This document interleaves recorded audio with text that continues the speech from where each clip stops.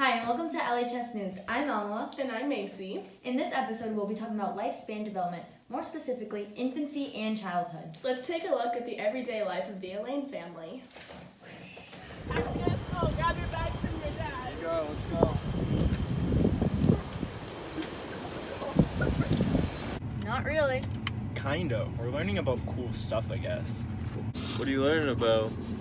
It's really boring. We're learning about how we grow and how babies grow too. Like Leah.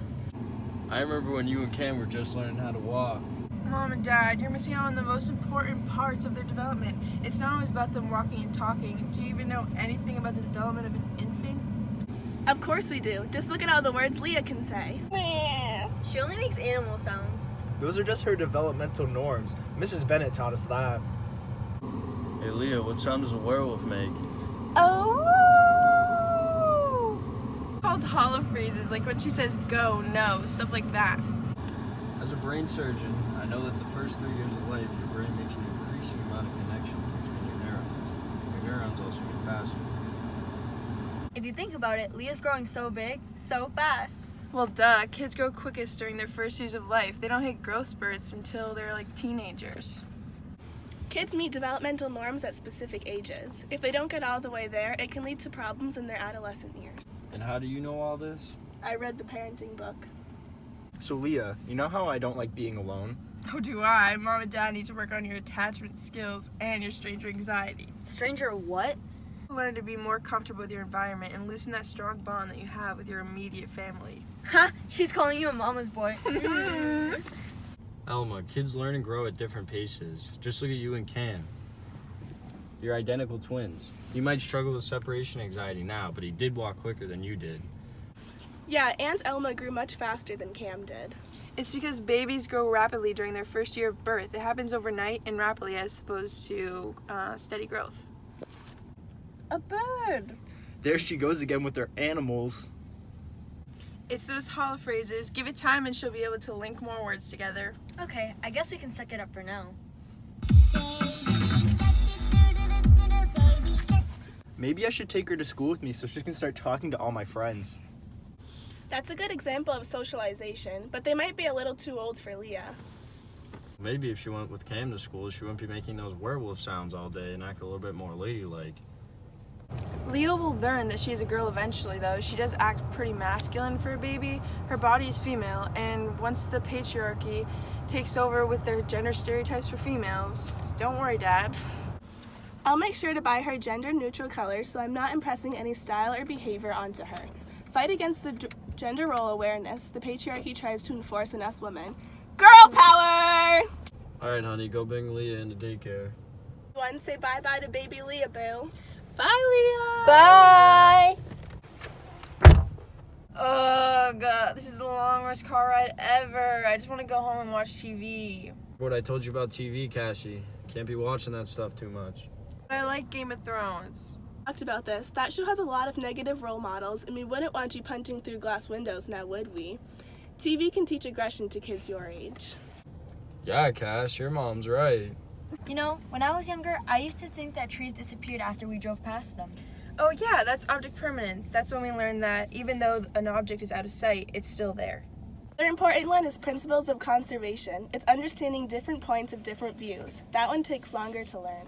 So your phase is concrete operational stage. It's when you multitask and pay attention to various activities like coloring and watching TV. Cassie, you're one smart cookie. This is your stop, kiddo. Love you. Have fun at school. Thanks, Papa. Love you to the moon and back. Alright, kids, now it's time to talk about the birds and the bees. No! And we're back.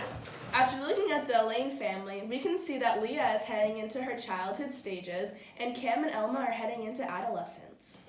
Tonight we'll be inviting a doctor to teach us about the neurological and physical development of children. And today I'm welcoming Dr. Axon with us. Thank you for having me. To start, we're going to be talking about the neurological development of children 2 years and older. The axons and the myelin sheaths are the first to begin to develop in their neuron cells.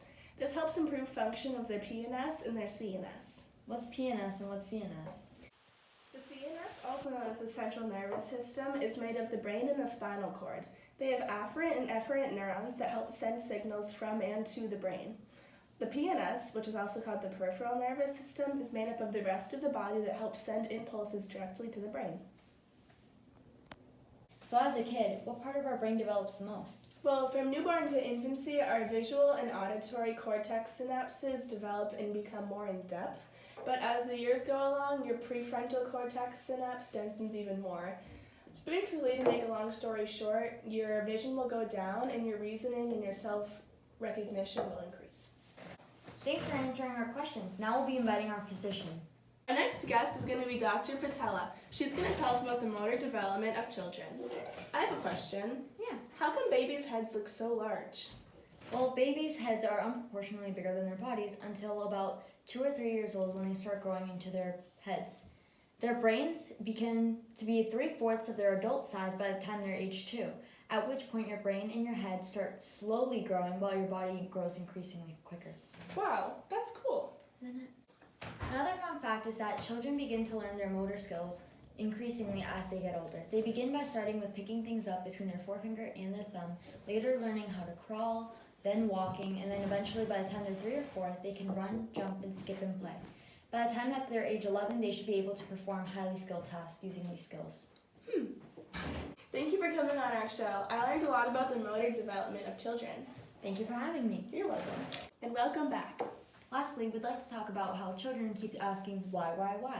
If you've ever heard the phrase that a child soaks things up like a sponge, it is because during these ages is when their synapses are making more connections in their brain. This causes them to become more curious. This is also why children are more likely to learn better in a bilingual school at the age of 5. Kindergarten is when we learn the most. Learning 26 letters with 26 different sounds teaches us a whole lot for that age. And to conclude, we're going to talk about how it's important that the children aren't only developing physically, but also cognitively. This is why schooling at young age is really important because they learn their basics such as English, math, science, and arts. And that's all the time we have today, folks. I'm Macy. And I'm Elma. Join us next week on LHS News. Thanks for watching.